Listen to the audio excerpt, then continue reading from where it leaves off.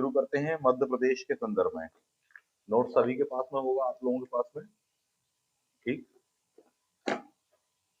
सबसे पहला टॉपिक आपको दिया हुआ मध्य प्रदेश इतिहास संस्कृति। मध्य प्रदेश इतिहास की प्रमुख घटनाएं, मध्य प्रदेश के प्रमुख आंदोलन इत्यादि वगैरह के संदर्भ में आपको पॉइंट वहां दिया हुआ है। कैसे क्या पढ़ना है मध्य प्रदेश, जो कि आपके काम आए।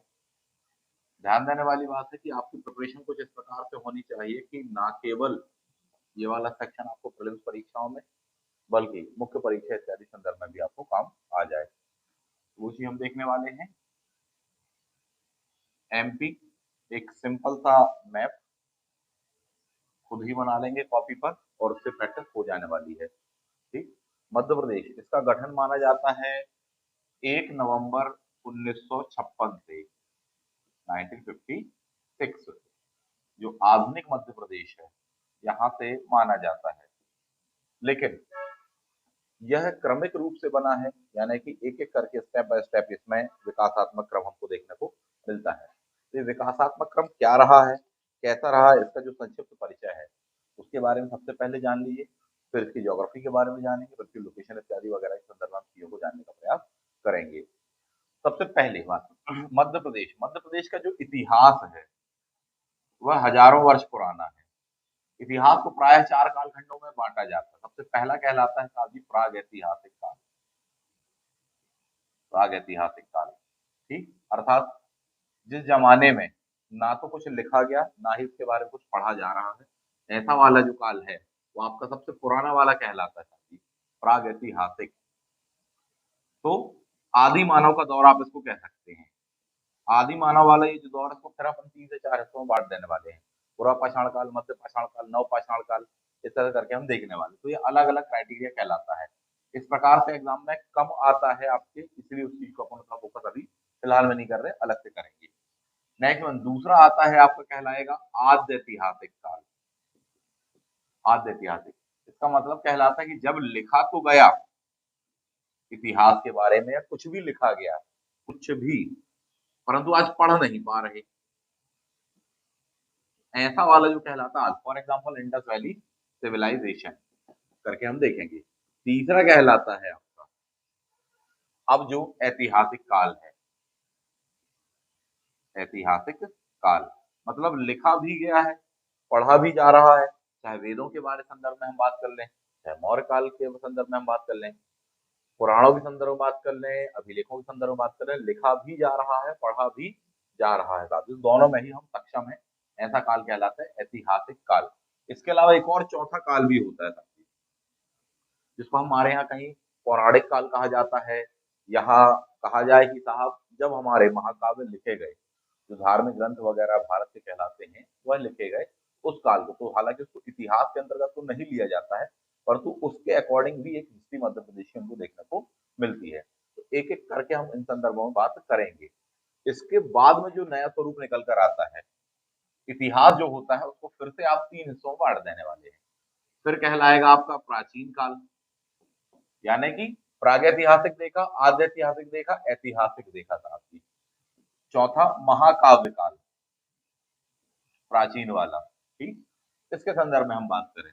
मैथोलॉजिकल जो हमारे रिचुअल्स कहलाती, परंपराएं कहलाती हैं, उनके अनुसार।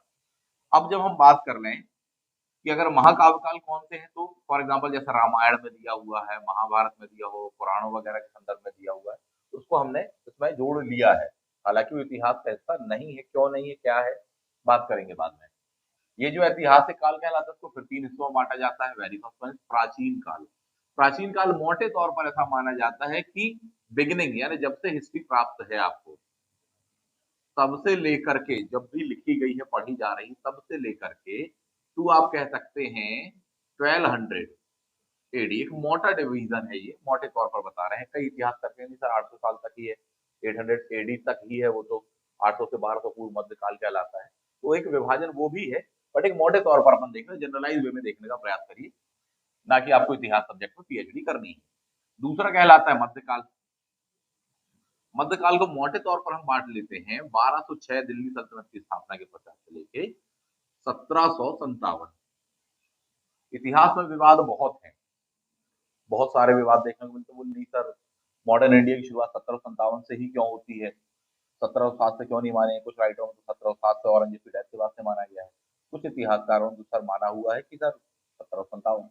विवाद बहुत है, उनमें नहीं पढ़ेंगे अपन, तो पूरी हिस्ट्री को कवर करने का प्रयास करेंगे, और जो एग्जाम ओरिएंटेड होगा उसको पढ़ने का प्रयास और समझने का प्रयास कीजिए, ताकि दोनों एग्जाम में, प्रीलिम्स में, मेंस में, उसकी जो थर्ड स्टेज कहलाती है इंटरव्यू, उसमें भी आपको काम आ सके। द नेक्स्ट वन, तो मध्यकाल 1206 से लेकर 1757। तीसरा कहलाता है आधुनिक काल। आधुनिक काल 1757 से लेकर हम इसको कहते हैं 1947 तक का दौर। इस दौर के पश्चात में भारतीय संविधान का निर्माण होने वाला और संविधान लागू होगा 1950 में। ठीक, यहां से मध्य प्रदेश के संदर्भ में हमको चीजें पढ़नी पड़ती, तो इसका मतलब ये है कि ये वाला सेक्शन जो होता है मध्यकाल और उसके पहले का काल, आपको इसको थोड़ी सा अलग देखना चाहिए। मॉडर्न वाला जो सेक्शन है एमपी वाला, उसको थोड़ी सा आपको अलग देखना चाहिए। आज का मध्य प्रदेश, आप मध्य प्रदेश जीके में पढ़ रहे हैं, आज का मध्य प्रदेश 4 प्रांतों पर या प्रांतों के द्वारा बनाया गया है, या 4 प्रांतों को जोड़ करके बनाया है। लंबा चौड़ा इसका इतिहास रहा है। आधुनिक काल बस में अभी हम बात कर रहे हैं, प्राचीन पर अभी बात करेंगे। जो मॉडर्न एमपी हम देख रहे हैं, जिसका गठन हमने कहा 1 नवंबर 1956 को हुआ है, ये कैसे हुआ, कब हुआ, क्या प्रोसेस रही है इस चीज की, इन संदर्भों पर हम बात करने का प्रयास कर लेते हैं। तो मोटे तौर पर यदि देखा जाए तो ये कौन से प्रांत रहे? 4 रहे साहब जी, जिनसे इसका गठन होने वाला है। The very first one is Mahakoshal प्रांत, जो कि सबसे बड़ा होने वाला है, महाकौशल। दूसरा आने वाला है विंध्य प्रांत, आज का विंध्याचल वाला जो क्षेत्र कहलाता है, बुंदेलखंड इत्यादि वगैरह उसमें सम्मिलित होता है, वह वाला।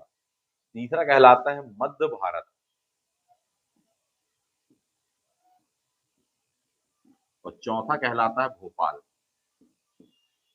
इन 4 से मिलकर बनेगा आपका 1 नवंबर 1956 को।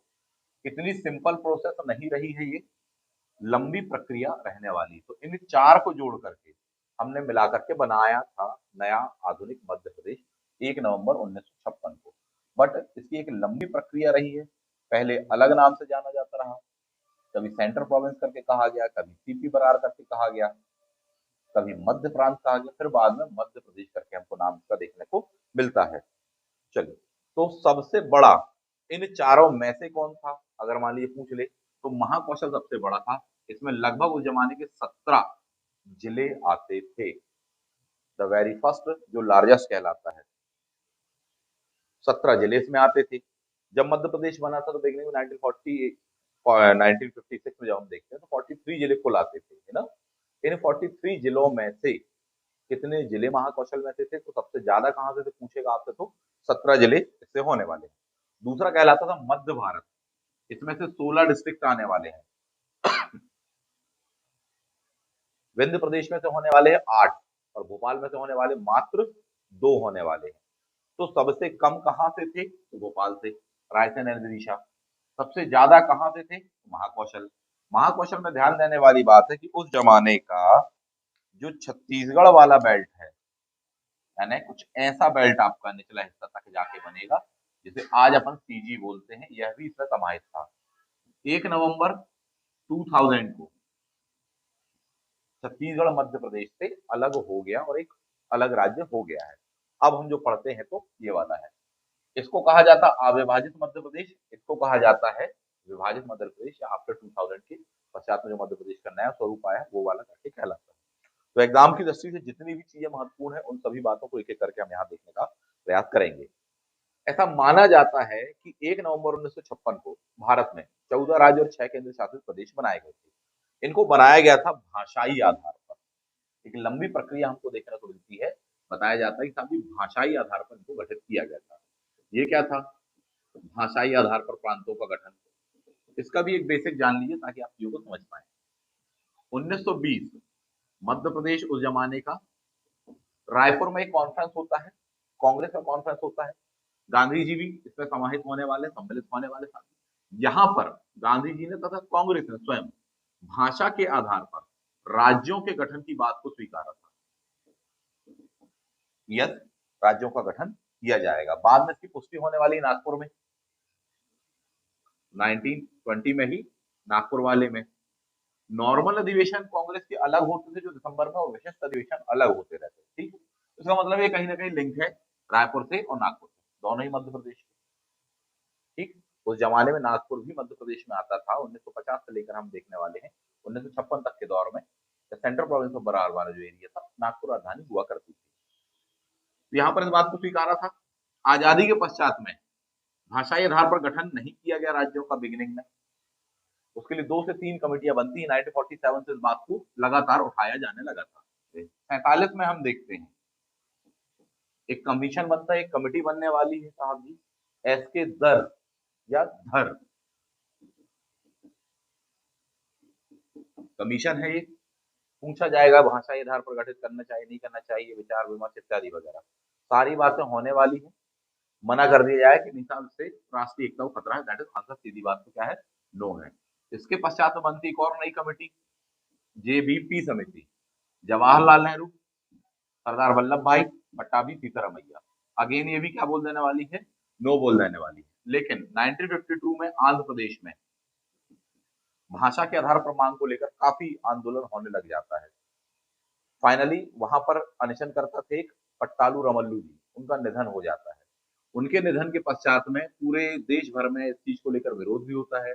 आंध्र प्रदेश में हम देखते हैं वहां पर पुतला दहन से लेके आत्मदाह तक का प्रयास किया गया लोगों के द्वारा। ऐसी सिचुएशन में लगा कि हमारी राष्ट्रीय एकता को खतरा हो सकता है, इसीलिए भाषाई आधार पर राज्य गठन के लिए सबसे पहली घोषणा होती है, हाँ चलिए आंध्र प्रदेश को हम भाषाई आधार पर बना। तो ये पहला राज्य था आंध्र प्रदेश जो कि भाषाई आधार पर गठित होने वाला। इसके बाद में माना गया, समझा गया कि शायद ऐसी ही मांग अब तो अन्य राज्यों से भी आएगी, सभी डिमांड करेंगे, तो क्यों ना पुनर्गठन किया जाए देश भर के सभी राज्यों को, किस आधार पर, भाषा के आधार पर। 1953 में एक कमीशन बनता है, हम देखेंगे फजल अली आयोग। फजल अली आयोग यह बनता है, इसमें 3 मेंबर थे, हृदयनाथ कुंजरू, के एम पन्नेकर एंड फजल अली, जो कि इसके अध्यक्ष होने वाले हैं। इनकी रिकमेंडेशंस पर ही, अच्छा इसमें भी ध्यान देने वाली बात है, पूछेगा कि किस डेट को बना, 29 दिसंबर, 29 दिसंबर इसको गठित किया जाता है। रिपोर्ट देने में 2 साल लग जाएंगे। 1955 में आप सितंबर अक्टूबर में आपकी रिपोर्ट आ जाने वाली है। फाइनली क्लियर हो जाएगी हाँ भाषाई आधार पर राज्यों का गठन किया जाएगा।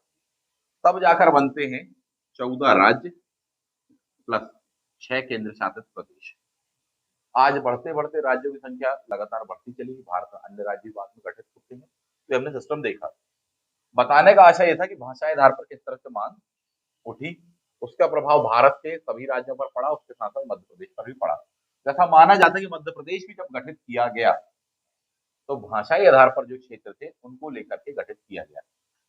इसमें समझ लेने वाली बात है, एक है बुंदेलखंड यानी विंध्य प्रदेश वाला क्षेत्र जो हम देख रहे हैं, यहां से लेकर के यहां तक का ये पूरा का पूरा मध्य भारत वाला एरिया, थोड़ी सा ऐसे कर लीजिए। निचला वाला ये जो हिस्सा है वो मालवा वाला क्षेत्र है। इस चीज को देखें, महाकौशल सबसे बड़ा था, महाकौशल। निचला जो एरिया कहलाता था हमारा, ये कहलाता था विदर्भ का, विदर्भ क्षेत्र। विदर्भ क्षेत्र का मतलब होता है कि मराठी भाषी, यानी मध्य प्रदेश की जो दक्षिणी बाउंड्री है, ये वाला जो क्षेत्र कहलाने वाला है विदर्भ, प्राय मराठी भाषा का टच हमको देखने को मिलता है। नागपुर वगैरह का क्षेत्र इसी के संदर्भ में आता था उस जमाने में। इसका नाम उस समय अलग हुआ करता था, सेंट्रल प्रोविंस ऑफ बरार इत्यादि वगैरह। कैसे क्या गठित हुआ उस पर हम आ रहे हैं।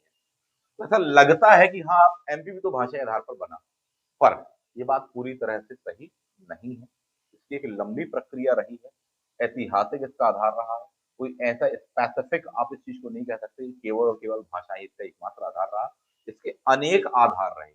ये बात इसलिए बताई कि कभी को आपसे पूछ लिया जाए कि साहब क्या मध्य प्रदेश का गठन भी भाषाई आधार पर हुआ है, क्या ये बात पूरी तरह से सही है, तो इस चीज को क्लियर करिए कि नहीं, ये बात पूरी तरह से सही नहीं है। किस आधार पर कह रहे हैं फिर कि मध्य प्रदेश का गठन पूरी तरह से भाषाई आधार पर नहीं हुआ। दो पॉइंट ध्यान देने वाले हैं। सबसे पहला पॉइंट कि मध्य प्रदेश का गठन हमको, या जो इस फॉर्मेशन में स्ट्रक्चर है, वह शुरुआत देखने को मिलती है हमें 1861। सबसे पहली पहली बार में अंग्रेजों ने इसको सेंट्रल प्रोविंस बनाया। 1861 में इसके कुछ हिस्सों को, ऊपरी हिस्सों को विशेषकर सेंट्रल प्रोविंस बनाया। अंग्रेजों के द्वारा जो भी नाम दिए गए हैं, तो इस बात को समझिए, उन्होंने अपनी जरूरतों के हिसाब से दिए, ना तो भाषा का, ना तो संस्कृति का, उसका कोई भी ध्यान नहीं रखा। उनकी जो जरूरतें थी उसको ध्यान रखा। उनकी जरूरत सिक्योरिटी थी, उनकी जरूरत यहाँ से ज्यादा दोहन करना था, संसाधनों को लेना था, आर्थिक हित थे उनके, उस चीज को आधार बनाया था। फॉर एग्जाम्पल, आज का जो यूपी है, उसको उन्होंने उस जमाने में कहा वेस्टर्न, पश्चिमोत्तर या पश्चिमी प्रांत करके उसको कहा। यूपी का आज का जो एरिया वेस्ट वाला, उस चीज को कह दिया था पश्चिमी प्रांत। क्या वाकई में पश्चिमी? नहीं, हम जानते हैं बात। तो उन्होंने अपनी जरूरतों के हिसाब से नाम दिया। बाद वाले समय में जब अंग्रेजों के हाथ में अफगानिस्तान तक का एरिया या पेशावर तक का एरिया आ जाएगा, तो उसे ही कह दिया नॉर्थ वेस्ट फ्रंटियर प्रोविंस करके कह दिया। तो नाम वो भाषा या संस्कृति इत्यादि आधार पर नहीं रखे। उन्होंने अपनी जरूरतों के हिसाब से, अपनी समझ के हिसाब से नाम रखे, बाद में वही नाम फॉरवर्ड होते चलेंगे। तो इस पॉइंट को समझिएगा।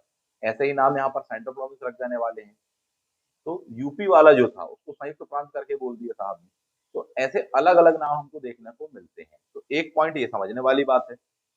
दूसरा पॉइंट हम ये देखेंगे कि 1927 में साइमन कमीशन आता है। उसके बाद में एक कमेटी फाइनली बनने वाली, उसको कहा जाता है स्टैचुरी कमेटी। बाद में उसका नाम हमको स्टैचुरी कमीशन के नाम से मिलता है। 1930 में स्टैचुरी कमेटी की एक रिपोर्ट आने वाली है,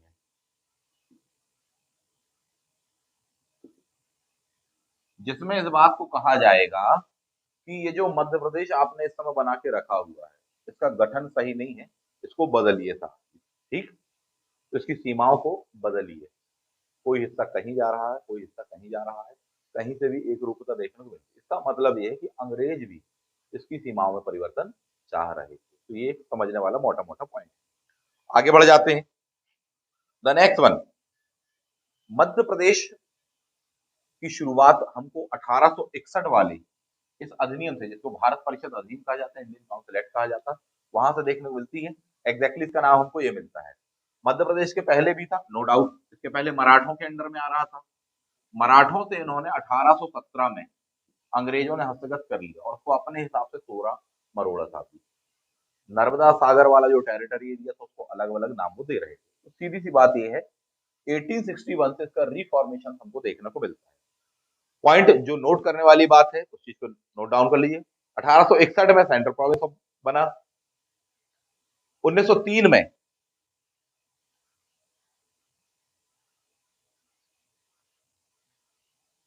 बरार क्षेत्र के 4 जिले इसमें शामिल कर लिए गए।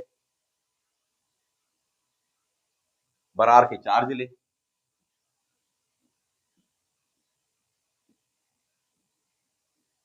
ये बरार वाला एरिया कौन सा है?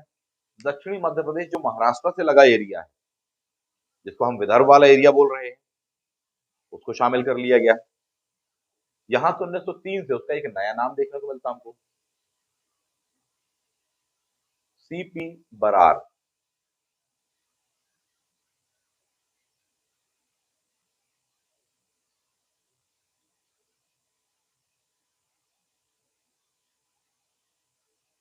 CP Berar. The next one, 1950 में जैसे ही संविधान लागू हुआ,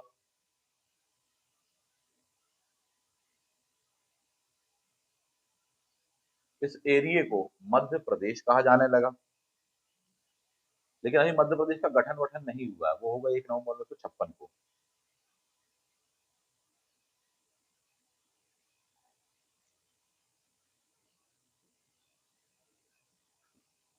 तो यहाँ पर हमको नाम देखने को मिला। तो कभी को आपसे क्वेश्चन पूछा जाए कि मध्य प्रदेश नाम कब निकल कर आया, या मध्य प्रदेश नाम कब से हो गया, 1950 ध्यान रखना। ऑप्शन में 1956 भी मिलेगा। समझ जाओ कि आंसर पर क्या हो जाने वाला है, बच्चे मैक्सिमम क्या लगा।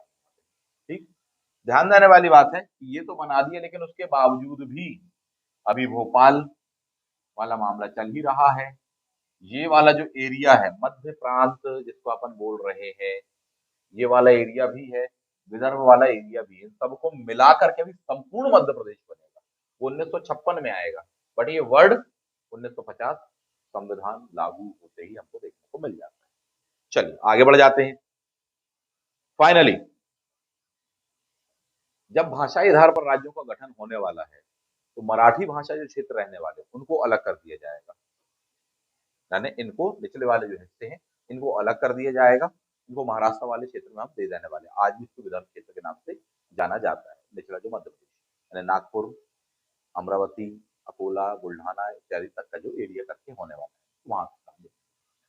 द नेक्स्ट वन आ जाते हैं। अभी भी यहाँ पर मामला क्या है, अभी मामला ये है कि ये 4 क्षेत्रों में भी बटा हुआ है। ये वाला प्रांत विंध्य वाला क्षेत्र, ये जो आपको बताए हैं, महाकौशल को ही हम क्या बोलने लग जा रहे हैं अब यहाँ पर, मध्य प्रदेश बोलने लग जा रहे हैं। भोपाल की रियासतें भी हैं। मध्य भारत में 2 रियासतों का बड़ा झगड़ा रहा था, उस पॉइंट को समझ लीजिए। एक कहलाती है आपकी ग्वालियर, जबकि दूसरी कहलाने वाली है इंदौर। ठीक, ये चाहेंगे कि इनको केंद्र बनाया जाए, इनका गठन हो, इनकी चले साहब जी, अपना वर्चस्व, अपनी आबादी को अपने क्षेत्र पर एक प्रतिनिधित्व या प्रभुत्व चाह रहे थे, तो एक स्थिति थी।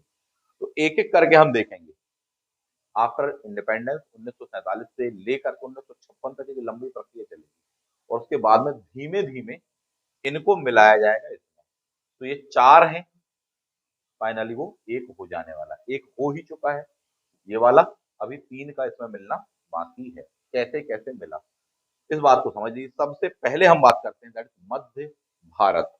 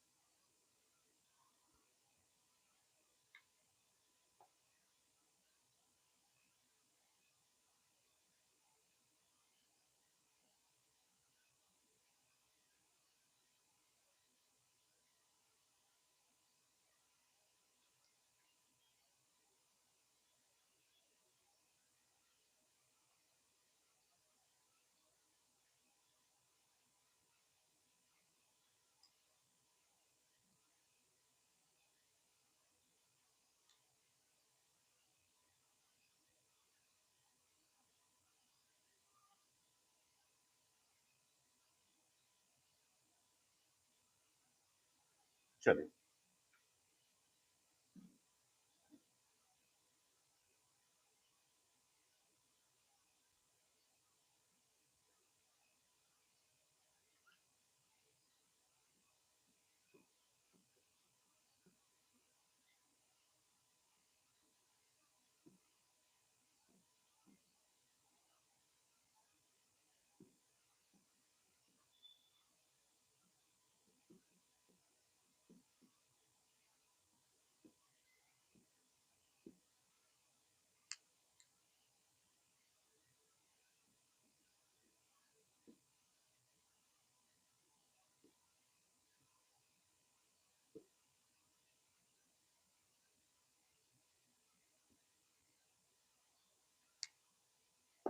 चलिए द नेक्स्ट वन। तो सबसे पहले हम यहाँ पर बात करने वाले हैं मध्य भारत के संदर्भ में।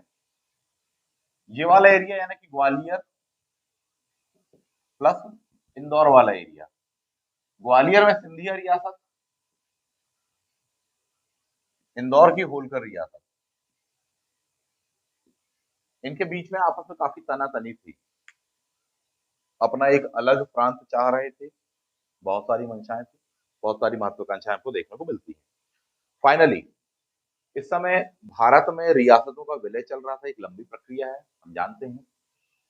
सरदार पटेल जी जो कि तत्कालीन हमारे प्रधानमंत्री, वो पूरे देश में जितनी भी रियासतें थी उनको पूरे मिला करके एक संपूर्ण भारत बनाने के लिए प्रयासरत थे।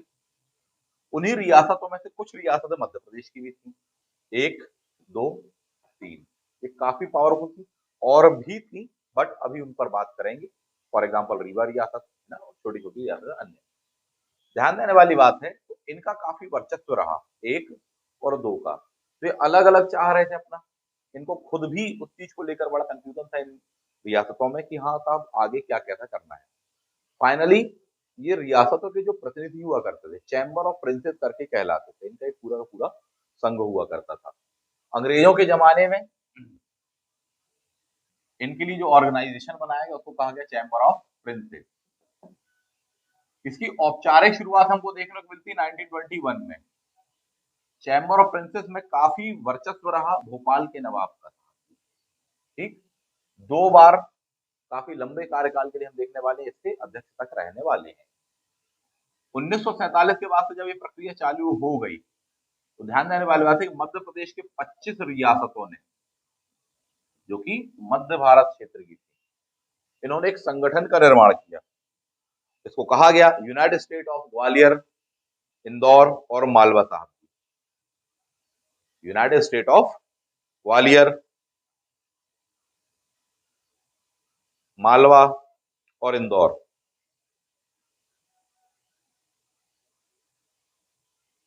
इन्होंने कहा कि साहब इस नाम से ही राज्य बनाया जाए हमारे क्षेत्र का। 22 अप्रैल 1948 को इसमें 25 रियासतें शामिल थी।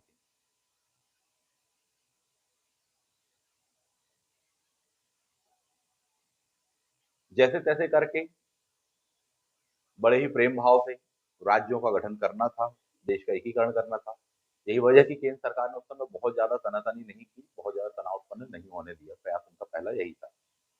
फाइनली इस बात को स्वीकार लिया गया और ये जो राज्य था इसको नाम दे दिया गया मध्य भारत आदि। तो उन 25 रियासतों ने क्या मांगा, ये एरिया मांगा कि इसका राज्य के नाम से गठन किया जाए। ठीक है, गठन कर दिया। क्या नाम दिया, यह नाम दिया जाने वाला है साथी 1950।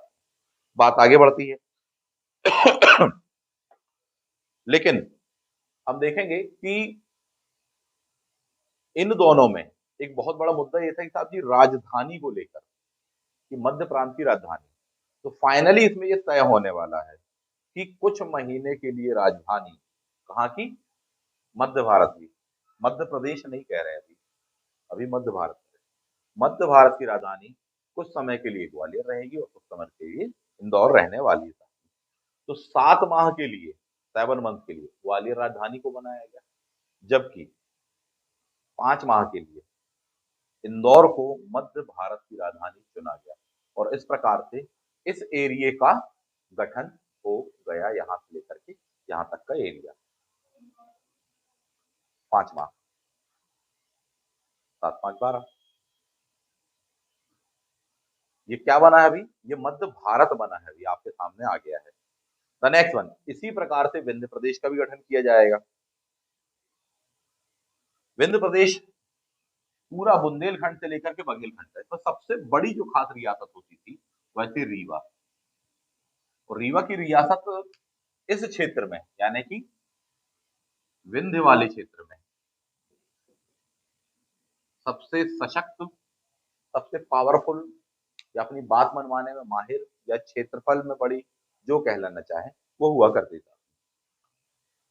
फाइनली इनसे बात करने के लिए जो भारत सरकार के सचिव थे रियासतों के जब एकीकरण, उनका नाम था वीपी मेनन जी था। रियासत विभाग के सचिव, क्या नाम था, वीपी मेनन। नाम पूछ लिया जाएगा, थोड़ी सा ध्यान रखिएगा। उन्होंने रीवा राज्य से बात की, वही सारी रियासतों से बात करते, रीवा राज्य से भी उन्होंने बात की।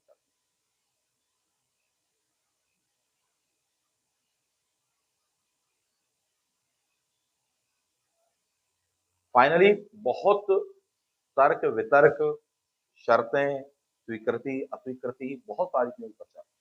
फाइनली विंध्य प्रदेश का गठन होने वाला है 13 मार्च 1948 को, समझौता होगा। जबकि विंध्य प्रदेश राज्य का उद्घाटन होगा 4 अप्रैल 1948 को।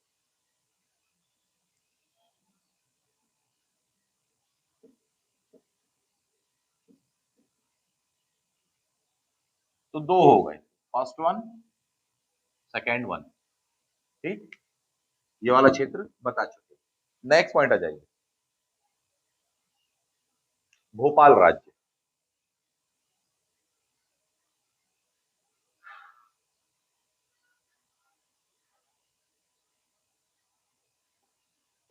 भोपाल राज्य, भोपाल राज्य की स्थापना होती है, हम देखते हैं 18वीं शताब्दी में या 18वीं शताब्दी के प्रारंभ में। दोस्त मोहम्मद खान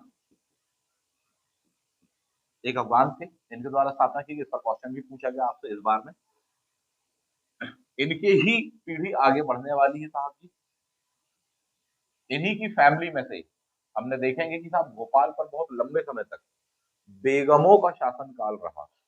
बेगमों के शासनकाल के लिए भी यह जाना जाता है। ठीक है, चैम्बर ऑफ प्रिंसेस वाली बात आपको बताई अभी, उसके लिए जिस समय भारत आजाद हुआ और जब मध्य प्रदेश का गठन चल रहा था, तो क्वेश्चन पूछ लेगा कि उस समय भोपाल के नवाब कौन थे। नवाब हमीदुल्ला खान, नोटेड।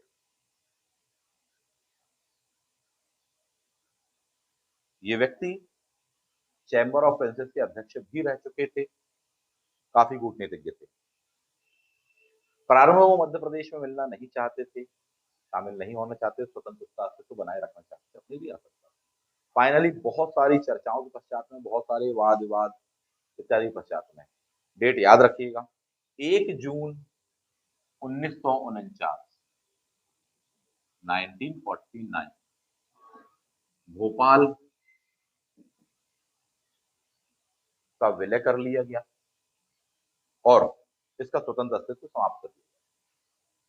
ध्यान देने वाली बात यह है कि शुरुआत में भारत के जो राज्य थे उनको part A, part B, part C इस तरह से करके बांटा गया था। तो ऐसा कभी क्वेश्चन आया हुआ है, कई बार क्वेश्चन आया हुआ कि भोपाल किस पार्ट का हिस्सा था, तो पार्ट सी का हिस्सा था। बाद में भी इसमें चेंजेस आ जाने वाला है। रीजन वही राज्य पुनर्गठन आयोग इत्यादि वगैरह, इसमें चेंज आता है साहब जी, हम देखेंगे भाषाई आधार पर गठन गठन। इंग्लिश में अपन ने ए बी सी करके कहा, हिंदी में को का खा गा करके बोलने वाले। क्या था ये मामला, यदि जानना हो तो बिल्कुल शॉर्ट में सुन लीजिए। भाषाओं के कारण ही ये सब मामला हो रहा था। एक कहलाएगा साहब जी केवल और केवल एक हिंदी भाषा जहां बोली जाती है देश में, क्योंकि नेशनल लैंग्वेज को लेकर के मामला चल रहा था पूरे देश भर में। भाषा हमारी हिंदी होनी चाहिए, राष्ट्रीय भाषा होनी चाहिए। कई लोग इस बात का विरोध भी कर रहे थे। तो राज्यों को डिवाइड किया, बोले कितने क्या राज्यों में कैसा क्या है, तो बोले एक हिस्सा यानी का या ए जिन राज्यों में केवल और केवल हिंदी बोली जाती है। बोले बी जिन राज्यों में हिंदी प्लस एक वहां की लोकल लैंग्वेज बोली जाती है। बोले सी, बोले ऐसे राज्य जहां पर हिंदी बोली ही नहीं जाती, वहां की लोकल लैंग्वेज ही कुछ और है। ठीक, फॉर एग्जाम्पल पार्ट ए कहा जिनमें केवल हिंदी बोली जाती है, फॉर एग्जाम्पल मध्य प्रदेश वाला क्षेत्र, यूपी वाला एरिया हो गया। तो ठीक है, ऐसे राज्य जहां पर हिंदी के साथ साथ एक लोकल लैंग्वेज वहां की मदर टंग हो, फॉर एग्जाम्पल गुजरात वगैरह हो गया, साथ ही वहाँ गुजराती भी प्लस हिंदी भी चलती है। हरियाणा वाला हो गया, हरियाणा भी प्लस हिंदी वाला सेक्शन चल ही रहा है। पार्ट 3 इसमें विशेषकर साउथ इंडिया वाले राज्य आए, यानी सी वाले सेक्शन के संदर्भ में अपन इस चीज को देखते हैं। तो ऐसा भी हमको डिवाइडेशन देखने को मिल जाता है। बोले नहीं सर, यहाँ तो अलग ही लैंग्वेज चल रही है। हालांकि भोपाल में ऐसी लैंग्वेज को लेकर के नहीं था। ठीक, बताया कि वो भी एक समानांतर प्रक्रिया चल रही है, ये भी चल रही है, एक साथ कई प्रक्रियाएं चल रही हैं। उसके कारण पूरा पूरा मामला देखने को मिलता है। तो फाइनली भोपाल को का विलय कर लिया जाएगा 1 जून 1949। तो डेट पूछी गई है, इंटरव्यू तक में पूछा गया है कि भोपाल राज्य को मध्य प्रदेश में कब मिलाया गया। तो ये पॉइंट थोड़ा सा अपन ध्यान है। चलिए फाइनली अब इसके पश्चात में इनको मिला लिया जाने वाला है किसमें, यहाँ पर। तो ये प्रक्रिया कंप्लीट होने वाली कब, 1956 में। तो कैसे कैसे हुई, शुरुआत में ध्यान रखना, विंध्य प्रदेश के सीएम अलग बने, मध्य भारत के सीएम अलग होने वाले हैं, यहाँ के सीएम अलग होने वाले हैं। इसमें सबसे महत्वपूर्ण भूमिका अभी हमको देखने मिलने वाली है दो लोगों की साथ। सबसे पहला जो कि मध्य प्रदेश के यानी संपूर्ण मध्य प्रदेश के पहले मुख्यमंत्री बने, पंडित रविशंकर जी साहब जी। जबकि दूसरा शंकर दयाल शर्मा जी फ्रॉम दी भोपाल। चलिए तो नेक्स्ट माना जाते हैं इन राज्यों को जब मिलाने की बात आई कि हाँ इन सबको मिला करके गठित करके एक नया पूरा संपूर्ण मध्य प्रदेश बनाया जाए, विंध्य प्रदेश ने, भोपाल ने, मध्य भारत ने, इन सभी ने फाइनली विरोध किया था। इस बात को क्लियरली शॉर्ट में जान आगे बढ़ते हैं। 1955 तक हम देखेंगे बहुत विरोध होने वाला है। इवन जो विंध्य की विधानसभा होने वाली साहब की, एक बहुत बुरा रिकॉर्ड उसके नाम पर भी है कि वहां विधानसभा में मारपीट तक हो जाने वाली था। शायद ऐसा माना जाता है कि स्वतंत्र भारत में विधानसभा में होने वाली इस तरह की यह पहली घटना थी, ऐसा माना जाता था। तो ये भी एक हमारे यहाँ पर मध्य प्रदेश में जुड़ गया। फाइनली हम देख लेने वाले हैं कि इन सभी विरोधों के बावजूद भी 1 नवंबर 1956 को इन सबको मिला करके एक ही राज्य कर दिया जाएगा कि अलग अलग नहीं रहने वाले, ना ये अलग, ना ये अलग, ना ये, सबको मिला करके 1 नवंबर 1956। किस आधार पर? फजल अली जी की रिपोर्ट, फजल अली कमीशन जो आपको बताया, उसकी रिपोर्ट के आधार पर बोले नहीं साहब की पूरी जो क्षेत्र है इसकी भाषा एक है। ध्यान देने वाली बात है, यहाँ वाला ये जो एरिया था विदर्भ वाला, इसको अलग कर दिया जाएगा, इस वाले हिस्से को अलग कर देंगे। एमपी का ये सेक्शन प्लस छत्तीसगढ़ का ये वाला जो एरिया है, ये उभर कर आने वाला, निकल कर हमको देखने को मिलेगा साहब। 1 नवंबर 1956 को गठन हो जाएगा। इसके साथ साथ एक मुद्दा और चल रहा था, बोला अब ये पूरा का पूरा जो संपूर्ण मध्य प्रदेश बना, इसकी राजधानी क्या रखी जाए। कुछ लोग पक्षधर थे ग्वालियर के, कुछ लोग पक्षधर थे भोपाल के, कुछ थे इंदौर के। आपसे क्वेश्चन पूछे जाएगा कि फजल अली आयोग ने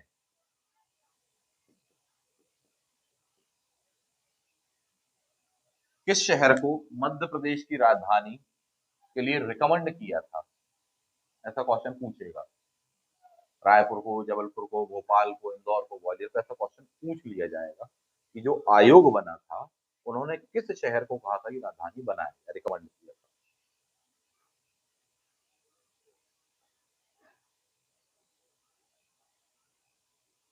तो ध्यान देने वाली बात है, दैट वाज जबलपुर।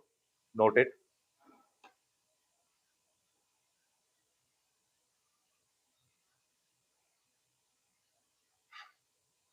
जबलपुर। ध्यान देने वाली बात है उस समय तक, यानी अक्टूबर 1956 तक, नवंबर में आपको मध्य प्रदेश बनेगा, अक्टूबर 1956 तक नागपुर राजधानी रही है। ध्यान रखना, यानी 50 से लेकर 56 तक के दौर में नागपुर राजधानी रही। उसके बाद में अभी नई राजधानी का प्रश्न आएगा, क्योंकि इसको तो अलग करना है साहब। तो ये जब प्रश्न आता है तो फजल अली आयोग पूछा जाएगा क्वेश्चन। 3 मेंबर से बताया आपको, हृदयनाथ कुंजरू, के एम पन्नेकर, अध्यक्ष कौन थे? फजल अली जी। वैसा क्वेश्चन पूछ लेगा, कब बना, डेट पूछते हैं, कब इन्होंने सबमिट की अपनी रिपोर्ट, वो चीज पूछते हैं। किस आधार पर? बोले भाषाई आधार पर, बोले पूरे में हिंदी चल रही है, इसको हिंदी कर दीजिए। ये चीजें हमने देखा था आपने, इस पर बहुत बार क्वेश्चन आया, इसको क्लियर कर लीजिएगा। 29 दिसंबर 1953 में गठन, 30 सितंबर 1955 में रिपोर्ट, रिकमेंड किसको? जबलपुर शहर को एज अ राजधानी। किस आधार पर गठन? भाषा के आधार पर। भाषा कौन सी? हिंदी भाषा। विदर्भ वाला क्षेत्र, यहाँ पर मराठी चल रही है, इसको अलग करने वाली बात। इसको अलग करके ये जो नया बनेगा उसको क्या कहा जाएगा? मध्य प्रदेश। इसमें किन किन को मिलाने की बात कि इसको भी इसमें ही शामिल करिए, इसको भी इसमें ही शामिल करिए, इसको भी इसमें शामिल करिए। ये बात होगी। कौन रिकमेंड करेंगे? फजल अली। इनकी रिकमेंडेशन पर ही फाइनली ये बनने वाला है। अब अक्टूबर 1956 की बात है, 1 नवंबर 1956 को, यानी नेक्स्ट मंथ के आपका ये विभाजन हो जाने वाला है।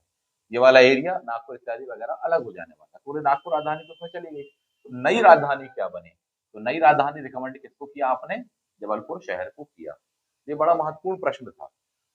लेकिन जबलपुर राजधानी नहीं बनेगी, ये बात आप जानते हैं, राजधानी क्या बनने वाली है, दैट इज भोपाल बनने वाली है। भोपाल को राजधानी क्यों बनाया गया? फजल अली आयोग रिकमेंड कर रहे हैं पर भोपाल को। शायद प्रीलिम्स में, शायद मेंस में आपसे पूछे कि ऐसे क्या आधार थे जिन आधारों पर भोपाल शहर को आपने राजधानी बनाया।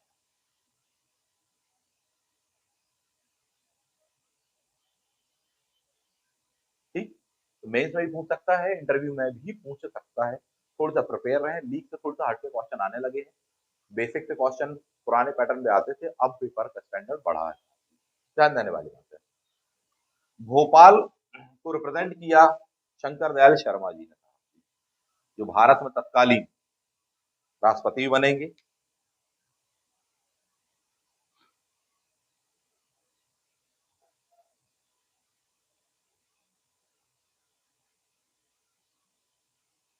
इन्होंने दो तर्क दिए साहब जी। सबसे पहला, जो नया राज्य बनेगा उसके लिए राजधानी में सरकारी भवन चाहिए। सबसे पहला पॉइंट कि चाहे ट्रेजरी बननी हो, चाहे कलेक्ट्रेट ऑफिस बनना हो, चाहे विधानसभा भवन बनना हो, अन्य प्रशासनिक भवन बनने हो, बिल्डिंग्स चाहिए। नया राज्य बना रहे हो, राजधानी जबलपुर बना रहे हो, बिल्डिंगें बनानी पड़ेंगी, सारी चीजें। इनने तर्क दिया कि वो सारी बिल्डिंग ऑलरेडी अवेलेबल कहाँ है, भोपाल में। तो सबसे पहला तर्क, बहुत अधिक संख्या में यहाँ पर आधारभूत जो संरचना थी वह पहले से ही उपलब्ध थी, क्योंकि भोपाल रियासत, शहर खास, बिल्डिंग, आधारभूत संरचना था। तो पॉइंट वन ये। यही बात ग्वालियर पर भी लागू हो रही थी, यही बात इंदौर पर भी। लेकिन फिर भी ऐसा माना गया कि नहीं साहब, भोपाल में प्रशासनिक संरचनाओं के लिए बिल्डिंगों की संख्या बाकी से अधिक है। तो एक पहला आधार ये था साहब। आप चाहे पुराने विधानसभा भवन की बात कर लें, पूछा गया है क्वेश्चन आपसे साहब जी की क्या नाम था पुराने विधानसभा भवन का।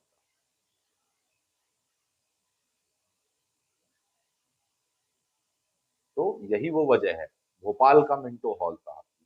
ठीक, बाद में आप बनाएंगे नया वाला भवन को। ठीक है, तो ये वो दौर था, तो एक आधार ये प्रस्तुत किया। दूसरा पॉइंट ऐसा माना जाता है कि नेहरू जी इनसे काफी प्रभावित थे।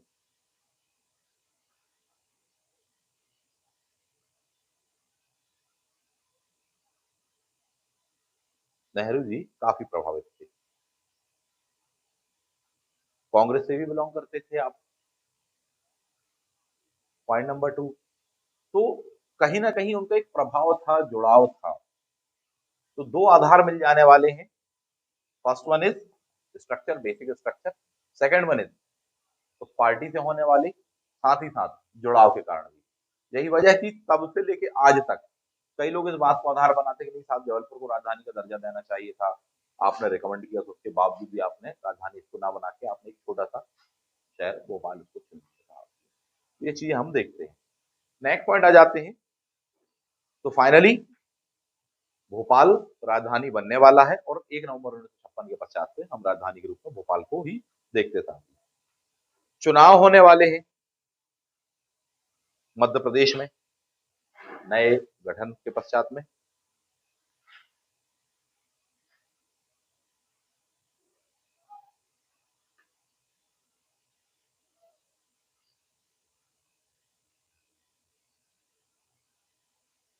बिगिनिंग में जो मध्य प्रदेश था उसकी विधानसभा की सीटें थी 350।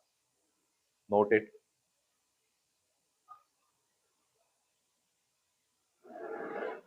लेकिन 1957 में इस सीटों को घटा करके 288 कर दिया गया।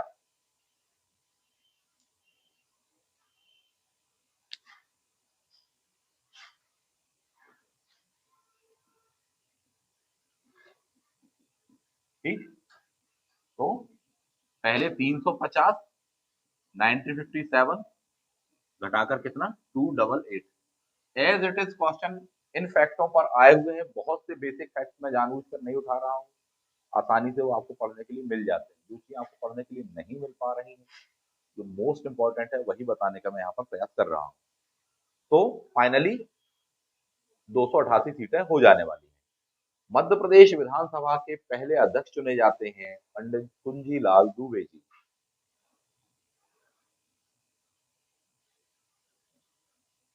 कुंजीलाल दुबे जी। जबकि उपाध्यक्ष थे अनंत सदाशिव पटवर्धन। पूछा गया क्वेश्चन है लाइन से सब। भारत मध्य प्रदेश के विधि पुरुष किसको कहते हैं हम? पहले उपाध्यक्ष कौन थे, पहले अध्यक्ष कौन थे, है ना? कुंजीलाल दुबे जी को ही कहते हैं आप।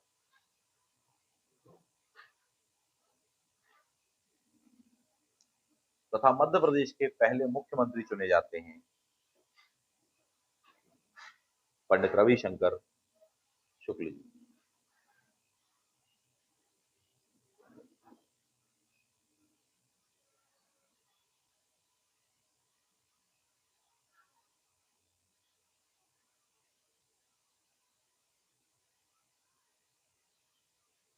इसी समय मध्य प्रदेश के सबसे पहले राज्यपाल नियुक्त किए जाते हैं पट्टाभी सीतारमैया, तो फर्स्ट राज्यपाल बनेंगे।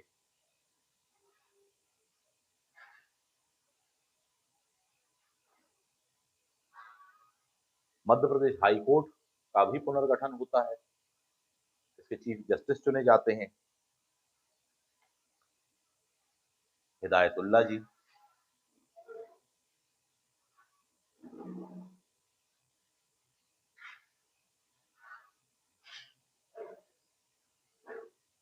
क्वेश्चन आपसे पूछा जाता है पॉलिटी में कि राज्यपाल को शपथ कौन दिलाते हैं? तो chief justice of that state, जो भी उस राज्य का जो हाई कोर्ट है, वहां के जो मुख्य न्यायमूर्ति होते हैं वह दिलाते हैं। क्वेश्चन आपसे इसी में थोड़ी सा घुमा करके पूछने का प्रयास किया जाएगा कि मध्य प्रदेश के पहले राज्यपाल महोदय को शपथ किसने दिलाई थी? चार ऑप्शन नाम में दे दूंगा, वहां डायरेक्टली नहीं पूछे कौन दिलाते हैं, हाईकोर्ट के जज या मध्य प्रदेश के पहले हाईकोर्ट जज चीफ जस्टिस कौन थे साहब, ऐसा नहीं पूछे, थोड़ी सा घुमा के ऑड में होता है। तो ऑब्वियसली आपने कहा point one. Point number two, अगला क्वेश्चन पूछेगा कि कहां पर दिलाई थी, प्लेस का नाम पूछेगा, किस बिल्डिंग में? That was Minto hall, noted.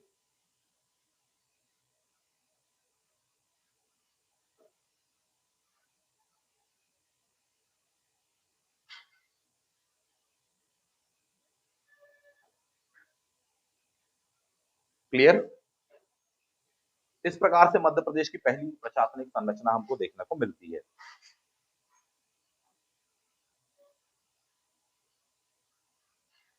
अगले पॉइंट पर आ जाइए। एक और महत्वपूर्ण विषय वस्तु वो ये है कि मध्य प्रदेश के जो पहले सीएम थे रविशंकर शुक्ल जी साहब जी, उनका एक जबरदस्त योगदान कहलाता मध्य प्रदेश के संदर्भ में। एमपी की बाउंड्री उस जमाने में आंध्र प्रदेश से लगती थी। निचला वाला जो हिस्सा आप आज भी इंडिया का देखेंगे तो आंध्र प्रदेश से लगती थी। आंध्र प्रदेश में लगातार आंदोलन हुआ था, पट्टालू रमल्लू जी वाली घटना बताई आपको, तो उसका दबाव बहुत था भारत सरकार पर। ठीक, अर्थात उनके निधन के पश्चात में अब आंध्र प्रदेश जो मांग रहा था उसको मिल रहा था। इसी बिहाफ में आंध्र प्रदेश ने कहा कि साहब, आज का जो बस्तर वाला इलाका है छत्तीसगढ़ का, जो कि खनिज बाहुल है, बोले वो तो साहब आंध्र प्रदेश का हिस्सा है। वहां की जो जनजातियां हैं वह आंध्र प्रदेश की ही है, तमिल तेलुगु वहां के इत्यादि वगैरह हैं। उसको किसमें शामिल किया जाना चाहिए? आंध्र प्रदेश में शामिल किया जाना चाहिए। इस बात का विरोध किया, इस बात का विरोध किया किन्होंने? रविशंकर शुक्ल जी साहब। ठीक, लेकिन केवल विरोध से ही बात नहीं बन जा सकती थी, तो उसके लिए फाइनली एक बहुत खास कमिटी बनती है साहब। आंध्र प्रदेश का क्या तर्क था कि वहां की जो जनजातियां हैं उनकी भाषा किससे ज्यादा मैच करती है? बोले हमारे यहाँ की लैंग्वेज से। भाषा के आधार पर गठन कर रहे हैं तो वो भी आप हमें दे दीजिए। खनिज संपदा से भरपूर था वो क्षेत्र, आज भी हम देखते हैं। वहां के खनिजों के बारे में आज भी क्वेश्चन पूछा जाता था कि लौह वहां पर मिलता है। बैलाडीला पूछा जाता है, बैलाडीला की खाने पूछी जाती है। सिंपल सा क्वेश्चन पूछा था, बैलाडीला कहाँ पर है? तो बस्तर में है, जो कि छत्तीसगढ़ में है। बहुत सारे खनिजों के लिए जाना जाता है वो।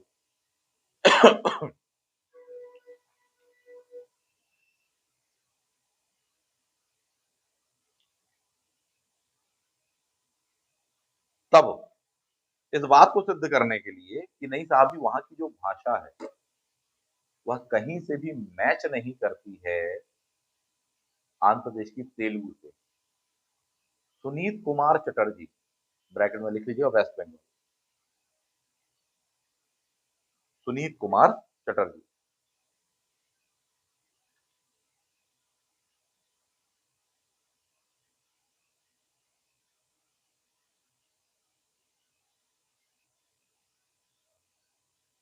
और सुंदरलाल त्रिपाठी, जो कि बस्तर से थे, विधायक थे वहां पर। उन्होंने फाइनली इन दो लोगों ने मिलकर एक रिपोर्ट तैयार की, जिसमें इस बात को सिद्ध किया गया कि बस्तर की जो लैंग्वेजेस हैं वह कहीं से भी मैच नहीं करती हैं तेलुगु से। इसलिए तेलुगु भाषा ना होने का उसको आंध्र प्रदेश में नहीं मिलाया जाना चाहिए। और अपनी ये रिपोर्ट या टिप्पणी या जो भी कहें, इन्होंने किसको दी? फजल अली आयोग को दी। क्योंकि निर्णय किसको करना था? इस आयोग को। यदि आयोग निर्णय कर देता कि नहीं साहब, ये वाला क्षेत्र आंध्र प्रदेश को दीजिए, तो आपका एक खनिज बाहुल्य जो संसाधनों संपन्न क्षेत्र है वो आंध्र प्रदेश के पास में चला गया होता। तो इसमें बड़ी महत्वपूर्ण भूमिका रही त्रिपाठी जी प्लस सुनीत कुमार चटर्जी जी। ये जो बनाई थी टीम, आपने ही बनाई थी, रविशंकर शुक्ल जी ने ही बनाई थी, बहुत सपोर्ट किया था इस चीज को लेकर। तो एक बहुत महत्वपूर्ण भूमिका रही साहब। ठीक, नेक्स्ट पॉइंट आ जाते हैं। तो इस तरीके से यह क्षेत्र मध्य प्रदेश में ही रह गया, हालांकि आज छत्तीसगढ़ में है। नेक्स्ट पॉइंट, इनका उपनाम पूछ लेगा आपसे।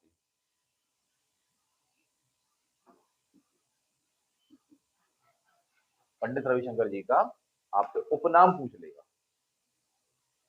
कि किसे मध्य प्रदेश का अजात शत्रु कहा जाता है।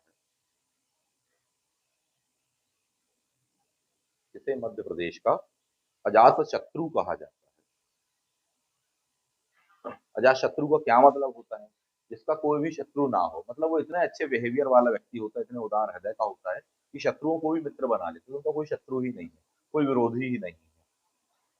ऐसे बिहेवियर वाले, ऐसी पर्सनैलिटी वाले व्यक्ति को क्या कहा जाता है? बोले अजात शत्रु। ऐसे ही थे कौन? आप, जो कि मध्य प्रदेश के सबसे पहले मुख्यमंत्री बने। तो उसमें मध्य प्रदेश के फर्स्ट बार बार पूछता है, बच्चे रट्टा मारते रहते हैं। अभी अपन प्रशासनिक संरचना पढ़ेंगे तो पूरा देख लें कि हाँ मध्य प्रदेश के सीएम वगैरह कौन कौन रहे एकदम से, पहला कौन सा, दूसरा कौन सा, जिसके बाद में कौन कौन क्या आए, वो पढ़ेंगे। बट अभी एक बेसिक कि हाँ एक इंट्रो हो जाए, मध्य प्रदेश से आप परिचित हो जाए, उस दृष्टि से मैं आपको ये बताने का प्रयास कर रहा हूँ। तो ये पॉइंट ध्यान रखिएगा। नेक्स्ट पॉइंट आप देखेंगे कि पूछेगा आपसे कि कितने महीनों तक ये मध्य प्रदेश में सीएम रहे। कितने महीनों तक आप मध्य प्रदेश के सीएम रहे?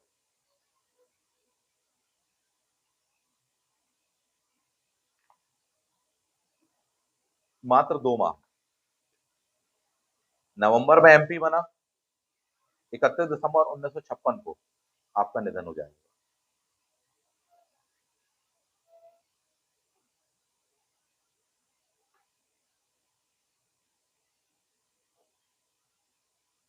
क्लियर? तो मात्र 2 माह तक रहे वो। हो सकता है आपसे कार्यकाल जमाने के लिए पूछ दे, डायरेक्टली नहीं पूछेगा कि पहले सीएम कितने माह तक रहे या उनका कार्यकाल कितने का, ऐसा नहीं देगा। ज्यादा से कम के क्रम में आपको जमाने के लिए दे दिया जाएगा, और कुछ कंफ्यूज करने के लिए ऑप्शन ऐसे दे दिए जाएंगे। तो आप उमा भारती जी, रविशंकर जी, शिवराज सिंह चौहान, ठीक है, तो इस तरह देंगे कि आप असेंडिंग ऑर्डर जमाओ ज्यादा से कम के क्रम में। वो टफ हो जाएगा, बोले सबसे कम समय के लिए कौन रहा एमपी में सीएम, बोले साहब ये दे दीजिए। तो ये एक स्वरूप हमको देखने को मिलेगा साहब, असेंडिंग ऑर्डर जमाना। पिछले बार जो 2020 का पेपर आया था उसमें असेंडिंग ऑर्डर वाले कम से कम 5-7 क्वेश्चन थे। तो ऐसा ना हो कि ये दे दे आप। राज्यपाल पर ट्रेडिशनल क्वेश्चन नहीं आया, इसके पहले राज्यपाल पर जो क्वेश्चन आते हैं उससे बिल्कुल लीक से हट के आया। बोले साहब ये ऐसा कौन है जो हरियाणा में मुख्यमंत्री रहे, बाद में यहाँ पर राज्यपाल भी रहे। तो थोड़ी सा आपको अदर सेक्शन को प्रिपेयर रखना चाहिए, लीक से हट करके ट्रेडिशन तो आप पढ़ते ही पढ़ते हैं। चलिए, तो फाइनली ये होने वाला है। इसके साथ साथ कुछ पॉइंट्स नोट कर लीजिए। वीपी मेनन जी की एक बहुत ही खास पुस्तक, जिसमें हमको रियासतों के पुनर्गठन संबंधी बहुत महत्वपूर्ण जानकारी मिलती है। The story of the integration of Indian state, the story of the integration of Indian state. Question दे दिया जाएगा कि यह किसकी पुस्तक है।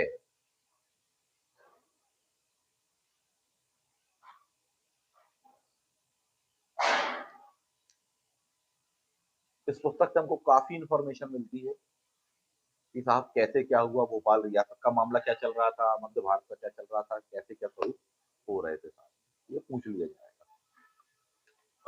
और कुछ फैक्ट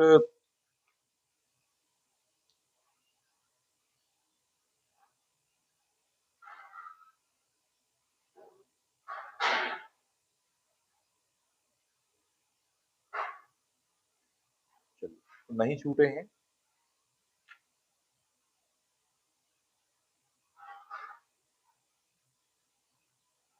तो फाइनली ये था मध्य प्रदेश जो अपन ने देखा। बिल्कुल शॉर्ट में अगर इस पर बात करें हम,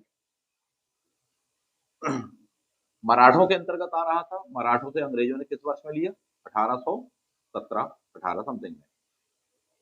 सेंट्रल प्रोविंस नाम किस वर्ष में पड़ा?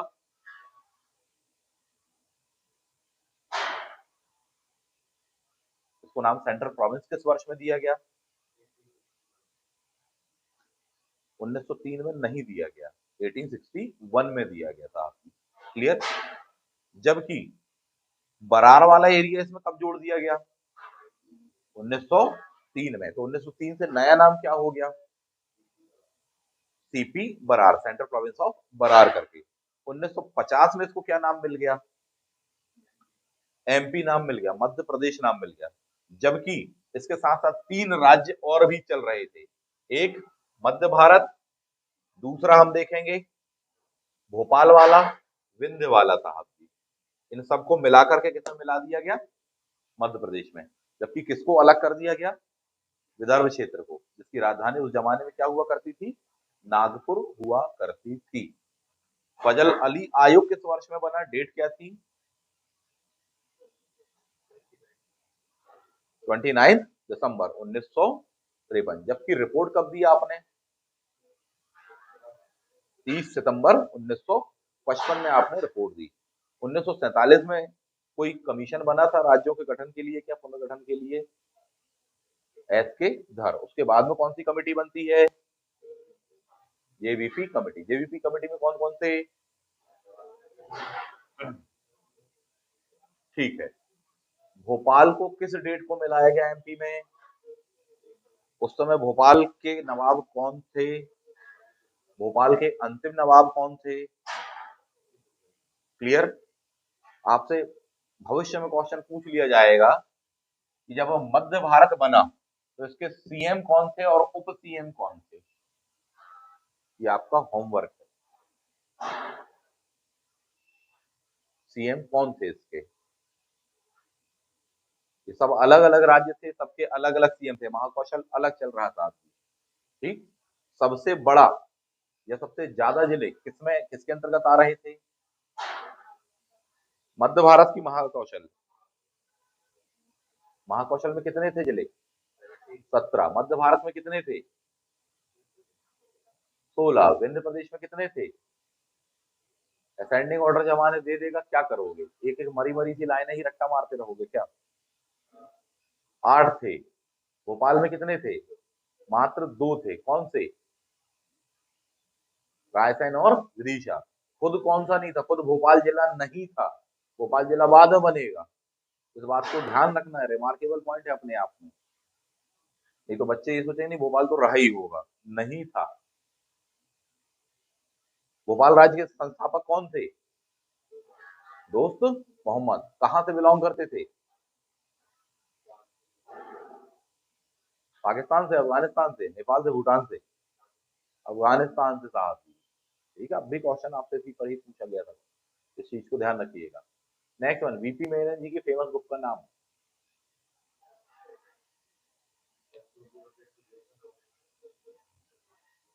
ठीक, इसमें ऐसे क्वेश्चन भी आ सकता है कि साहब इनको असेंडिंग ऑर्डर में जमाइए। स्टैचुरी कमीशन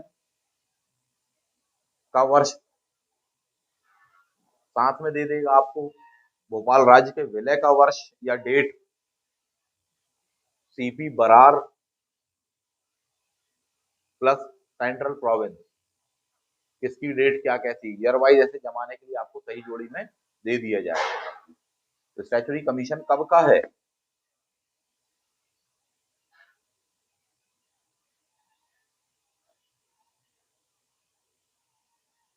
और उसने क्या रिकमेंड किया था? 1930 का। उसने कहा था साहब कि इसका जो गठन है वो सही नहीं है, इसको पुनर्गठित करिए मध्य प्रदेश को। 1930 याद करो, साइमन कमीशन 27 वाला, उसके बाद में स्टैचुरी कमीशन, सारी चीजें साहब, सारी चीजों का पुनर्गठन कीजिए, ये वाली बात कही गई थी। तो ये थी मध्य प्रदेश की बिल्कुल बिगिनिंग की, कैसे क्या बना। इसके अलावा भी चंद फैक्ट और भी हैं, मैं चाहूंगा कि वो आप लोग तैयार करें अपने स्तर पर, जितना भी आप तैयार कर सकते हैं, और उसके ज्यादा से ज्यादा क्वेश्चन लगा लीजिए बिल्कुल बिगिनिंग। क्लियर? कोई और डाउट, कोई प्रश्न पूछना हो तो?